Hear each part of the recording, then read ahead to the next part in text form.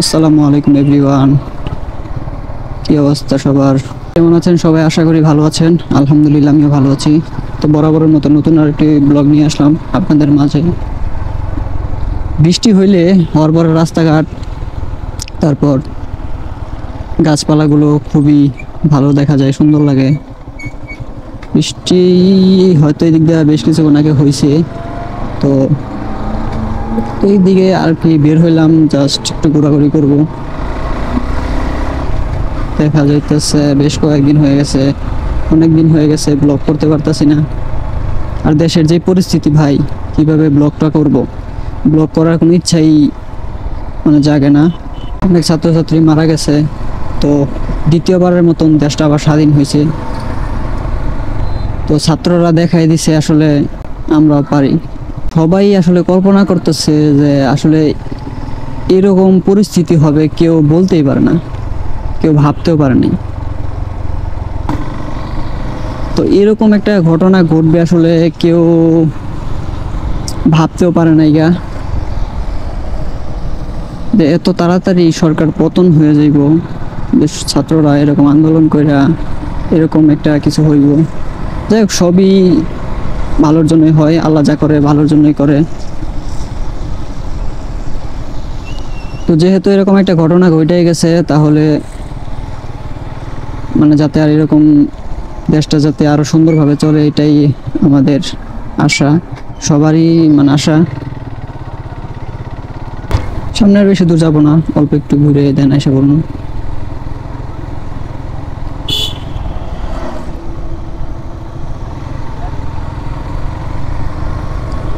এদিকে আসলে আসলে ঘোরাঘুরি করতে ভালোই লাগে। সূর্য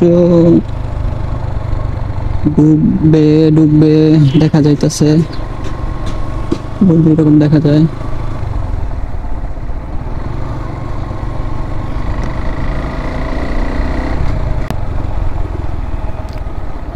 না, আর বেশি দূর যাবো না, এদিক থেকে ঘুরে যাবো। এদিকে আসলাম জাস্ট একটু কথাবার্তা বলার জন্য, সামনে থেকে ঘুরে আসি।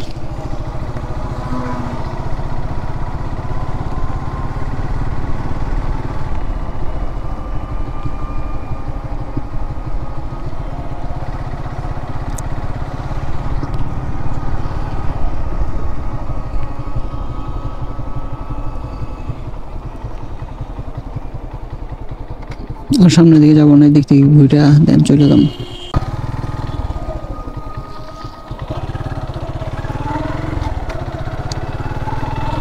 Beparipara model academy. আজকে একটি ভিন্ন রাস্তা দিয়ে যাবো, এদিক দিয়ে পোড়াবাড়ির একটা কাটা আছে, কাটা দিয়ে বেরোবো। ফাস্ট যাই।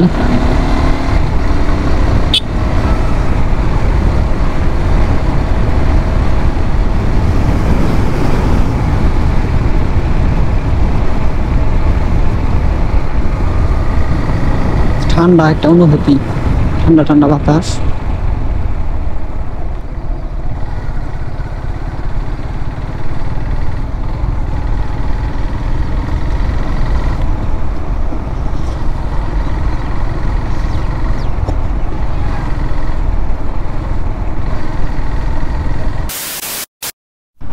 তো দেন বাইরে যাইতেছি বাসার দিকে। আজকে আর তেমন যাইবো না কোনো জায়গায়। তো রিসেন্ট ট্যুর দিতে হবে দূরে। আর এইদিকে আরো কয়েকজন দেখলাম বড় ভাই বেড়াদাররা কাজ করতেছে, হচ্ছে উল্টা কোনো গাড়ি যাতে না ঢোকে সেটার কাজ চালাইতেছে। কিছু পোলাপান আছে। দেন তো চলেন বের হই, চলে যাব।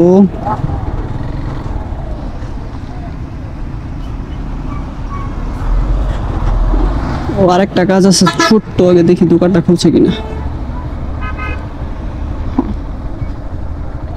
এই জায়গায় ছোট্ট করে কাজটা সাইরা বাইরে যাবো।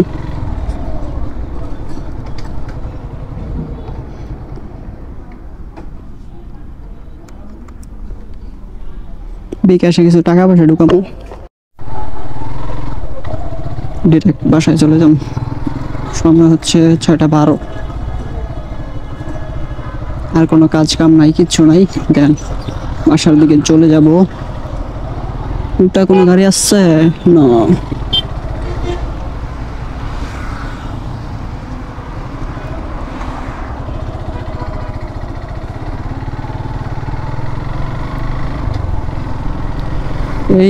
এইভাবেই চলতেছে দিনকাল।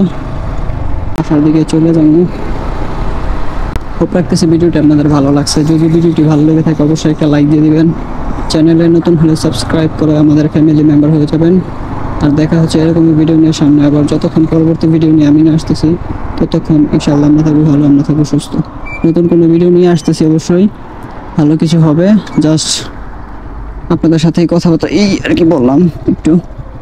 এখন যে যাবো কিভাবে, এই যে কাদা, যে পরিমাণের কাদা, আসলে বাইক বের করতেই মনে চায় না। এরকম কাদা দিয়ে কি আসলে চলাচল করা যায়?